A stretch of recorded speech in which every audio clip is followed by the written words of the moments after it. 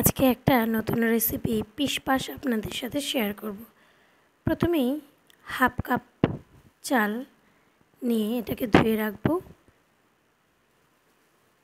ফোড়নের জন্য লবঙ্গ, এলাচ, দারচিনি নিয়ে নেব। আর পিশপাশের জন্য কিছু সবজি, ফুলকপি, গাজর, আলু, সয়াবিন এবং কুচনো পেঁয়াজ নিয়ে নিয়েছি। বন্ধুরা যে পরিমাণ চাল নেব তার ডবল আমাকে জল নিতে হবে। তো আমি যেহেতু হাফ কাপ জল নিয়েছিলাম, এর জন্য 1 কাপ আর সামান্য একটু বেশি জল প্রেসারে দিয়ে নিলাম। এবার কড়াইতে সামান্য পরিমাণ তেল দিয়ে নিলাম। তেলটা গরম হলে লবঙ্গ, এলাচ, দারচিনি আমি এর মধ্যে দিয়ে দেবো কুচনো পেঁয়াজ। পেঁয়াজটা ভাজা হয়ে গেলে আমি তার মধ্যে দিয়ে দেব সেদ্ধ করে রাখা সয়াবিনটা দিয়ে কিছুক্ষণ নেড়ে চেড়ে ওর মধ্যে কেটে রাখা সবজিগুলো দিয়ে দেব সামান্য পরিমাণ হলুদ আর লবণ, সামান্য পরিমাণ জল দিয়ে সবজিটাকে একটু সময় নিয়ে নেড়ে চেড়ে কষিয়ে নেব। সবজিটা যখন কষানো হয়ে যাবে তখন আমি প্রেসারে দিয়ে রাখা জলটাকে উনুনে বসিয়ে দেব। সবজিটাকে প্রেসারে দিয়ে এবং ধুয়ে রাখা চালটা তার মধ্যে দিয়ে দেব।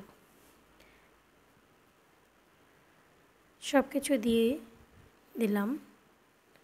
প্রেসারটা বন্ধ করার আগে এর মধ্যে দিয়ে দেব 3 চামচ চিনি। 3 চামচ চিনি দিয়ে প্রেসারের ঢাকনাটা দিয়ে প্রেসারটাকে বন্ধ করে দিলাম। বন্ধুরা, আমি এখানে ঘরের চাল সেদ্ধ যে চাল আমরা ভাত যে খাই সেই সেদ্ধ চালে চালটা নিয়েছি, তাই আমি কিন্তু এখানে সিটিটা বেশি দেব। যদি আপনারা আতপ চাল দিয়ে ওটা করেন তাহলে 2 থেকে 3টা সিটি দেবেন, আর যদি সেদ্ধ চাল দিয়ে করেন তাহলে এতে 6 থেকে 7টা সিটি দিতে হবে। বন্ধুরা, সিটি দেওয়া হয়ে গেলে প্রেসার কুকারটা কিন্তু আমরা অন্য যে কোনো উপায় খোলার চেষ্টা করব না। যখন ভেতরের গরম বাষ্পটা বেরিয়ে যাবে এবং নিচে থেকে প্রেসারের ঢাকনাটা খুলে যাবে, তখন আমরা এই প্রেসারের ঢাকনাটাকে খুলে নেব।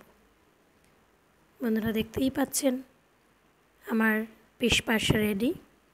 ছোট বাচ্চাদের জন্য স্বাস্থ্যকর একটা সুস্বাদু রেসিপি পিশপাশ।